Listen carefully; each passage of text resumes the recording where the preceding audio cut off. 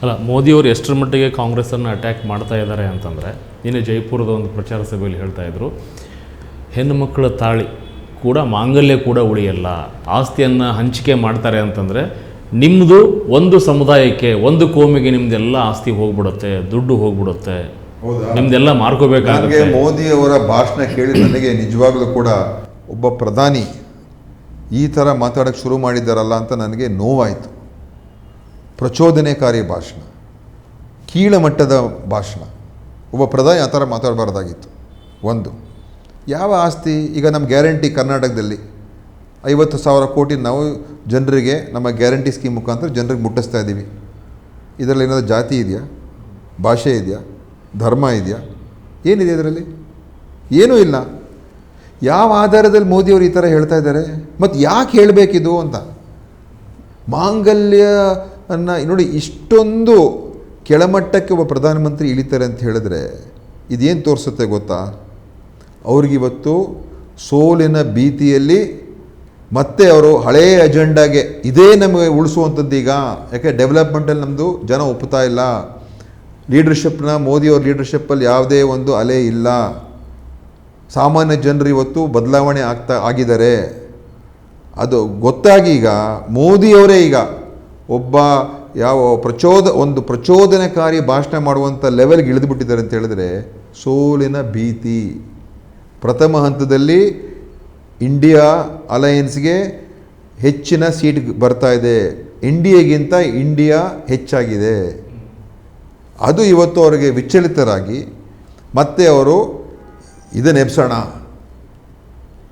ದೇಶವನ್ನು ಒಡೆಯೋಣ, ಸಮಾಜಗಳನ್ನು ಒಡೆದು ಮತ್ತೆ ಗೆಲ್ಲಬೇಕು ನಾವು ಅಂತ ಒಂದು ಅತ್ಯಂತ, ನನಗಂತೂ ಅನಿಸುತ್ತೆ ಒಬ್ಬ ಪ್ರಧಾನಿ ಈ ರೀತಿಯಾಗಿ ಮಾತಾಡಿರ್ತವೆ ನಮ್ಮ ದೇಶದ ಇತಿಹಾಸದಲ್ಲೇ ಇಲ್ಲ ರೀ.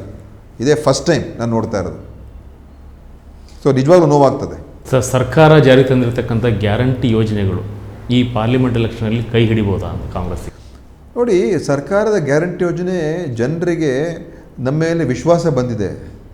ನಾವು ಏನು ಹೇಳ್ತೀವಿ ಮಾಡ್ತೀವಿ. ಹಿಂದಿನ ಸರ್ಕಾರದಲ್ಲೂ ಸಿದ್ದರಾಮಯ್ಯವ್ರ ನೇತೃತ್ವದಲ್ಲಿ ನಾವು ಏನು ಹೇಳಿದ್ದೋ ಬಹುತೇಕ 90% ಮೇಲೆ ನಾವು ಮಾಡಿಬಿಟ್ಟು, ಅದೇ ಥರ ಈಗಲೂ ಮೊದಲನೇ 8 ತಿಂಗಳಲ್ಲೇ ನಾವು ನಮ್ಮ ಭರವಸೆಗಳನ್ನು ಈಡೇರಿಸ್ಬಿಟ್ಟಿದ್ದೀವಿ. ಸೊ ಜನರಿಗೆ ನೀವು ಇಡೀ ಕರ್ನಾಟಕದಲ್ಲಿ ನಮ್ಮ ಕಾಂಗ್ರೆಸ್ಸಿನ ಕಾರ್ಯಕರ್ತರು ಎಲ್ಲರ ಮನೆಗಳಿಗೂ ಹೋಗ್ತಾ ಇದ್ದಾರೆ.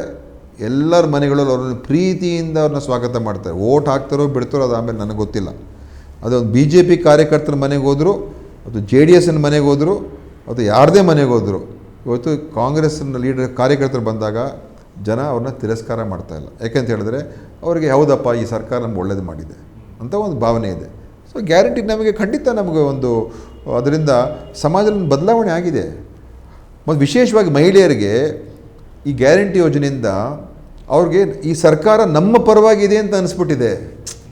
ಒಂಥರ ಮಾನಸಿಕವಾಗಿ ಅವ್ರಿಗೆ ಸರ್ಕಾರ ನಮಗೆ ಫ್ರೀಯಲ್ಲಿ ಬಸ್ ಹೋಗೋದಕ್ಕೆ ಬಿಟ್ಟಿದ್ದಾರೆ, 2,000 ರೂಪಾಯಿ ಗೃಹಲಕ್ಷ್ಮಿ, ಅನ್ನಭಾಗ್ಯದಲ್ಲಿ ದುಡ್ಡು ಬರ್ತಾ ಇರುವಂಥದ್ದು, ಇದೆಲ್ಲ ಏನಾಗ್ಬಿಟ್ಟಿದೆ ಅವ್ರಿಗೊಂಥರ ಮಹಿಳೆಯರ ಪ್ರಾತಿನಿಧ್ಯ ಎಷ್ಟು ಅಂತ ಅವ್ರಿಗೊಂಥರ ಆತ್ಮವಿಶ್ವಾಸ ಈಗ. ಸೊ ಇದು ಸಾಮಾಜಿಕ ಬದಲಾವಣೆ ನೋಡಿ ಭಾಳ ಆಗುತ್ತೆ ನೋಡಿ ಇದರಿಂದ. ಅದು ಮಹಿಳೆಯರಲ್ಲಿ ವಿಶೇಷವಾಗಿ ಇದು ಬಂದಿದೆ ಮತ್ತು ಸಾಮಾನ್ಯವಾಗಿ ಎಲ್ಲರಲ್ಲೂ ಕೂಡ ಕಾಂಗ್ರೆಸ್ ಸರ್ಕಾರ ಒಂದು ಹೇಳೋದನ್ನು ಮಾಡ್ತದಪ್ಪ, ಸುಮ್ಮನೆ ಬುರುಡೆ ಬಿಡೋದಿಲ್ಲ ಅಂತ ಒಂದು ಬಂದಿದೆ.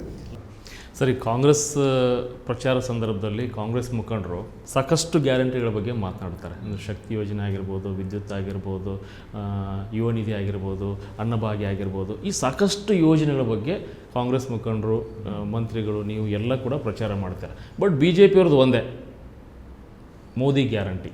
ಯಾವ್ದು ಗ್ಯಾರಂಟಿ ಅವ್ರದ್ದು ಮೋದಿದು? ಏನು ಗ್ಯಾರಂಟಿ ಇದೆ? ಫಸ್ಟ್ ಆಫ್ ಆಲ್ ಗ್ಯಾರಂಟಿ ಪದ ನಮ್ಮದು, ಆಯಿತಾ? ಅದು ಅವ್ರು ಮೋದಿ ಈಗ ಉಪಯೋಗ ಶುರು ಮಾಡಿದ್ರು. ಗ್ಯಾರಂಟಿನ ಶುರು ಮಾಡಿದ್ದೆ ನಾವು, ಆಯಿತಾ? ಅವ್ರು ಇದುವರೆಗೂ ಲೈಫಲ್ಲಿ ಗ್ಯಾರಂಟಿ ಕೊಟ್ಟಿರಲಿಲ್ಲ. ಹಿಂದಿನ ಅವರ ಆಶ್ವಾಸನೆಗಳು ಕೊಡ್ತಾಯಿದ್ರು, ಅದು ಯಾವತ್ತೂ ಈಡೇರಿಸಲಿಲ್ಲ ಅವರು. ನಾನು ವಿದೇಶದಿಂದ ಹಣ ತೊಗೊಂಬರ್ತೀನಿ, 100 ದಿವಸ ಒಳಗಡೆ ಎಲ್ಲ ಹಣ ತೊಗೊಂಬರ್ತೀನಿ ಅಂತ ಹೇಳಿದ್ರು. ಅದೇನೂ ಮಾಡಲಿಲ್ಲ. 1 ಪೈಸೆ ವಾಪಸ್ ಬಂದಿಲ್ಲ. 10 ವರ್ಷ ಆಯಿತು, $1 ವಾಪಸ್ ತಂದಿಲ್ಲ, ಆಯಿತಾ? ಬೇರೆ ಬೇರೆ ರೈತರು ದುಪ್ಪಟ್ಟು ಮಾಡ್ತೀನಿ, ಉದ್ಯೋಗ ಸೃಷ್ಟಿ ಮಾಡ್ತೀನಿ, ಅಚ್ಚೇ ದಿನ 10 ವರ್ಷದಲ್ಲಿ ಮಾಡಿಬಿಡ್ತೀನಿ ಅಂತ ಹೇಳಿದ್ರು. ಈಗ ಅವರು ಅಚ್ಚೇ ದಿನ ಬಗ್ಗೆ ಮಾತಾಡ್ತಾ ಇಲ್ಲ.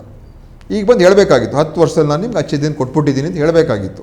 ಈಗ ಅದು ಹೇಳ್ತಾರೆ, ಅವ್ರೇನು ಹೇಳ್ತಾ ಇದ್ದಾರೆ ಈಗ 2047ವರೆಗೆ ಈ ಭಾರತ ದೇಶದ ಬಗ್ಗೆ ನಾನು ಚಿಂತನೆ ಮಾಡ್ತಾ ಇದ್ದೀನಿ. ಅಂದರೆ ನೀವುಗಳೆಲ್ಲ ಬಾಯಿ ಮುಚ್ಕೊಂಡು ನಾನು ಹೇಳಿದ ಮಾತು ಕೇಳಿಕೊಂಡು 2047ನೇ ಇಸ್ವಿವರೆಗೂ ಕಾಯ್ಕೊಂಡಿರಿ, ಆವಾಗ ಈ ಭಾರತ ದೇಶ ಸುಂದರ ಅದ್ಭುತ ಆಗುತ್ತೆ.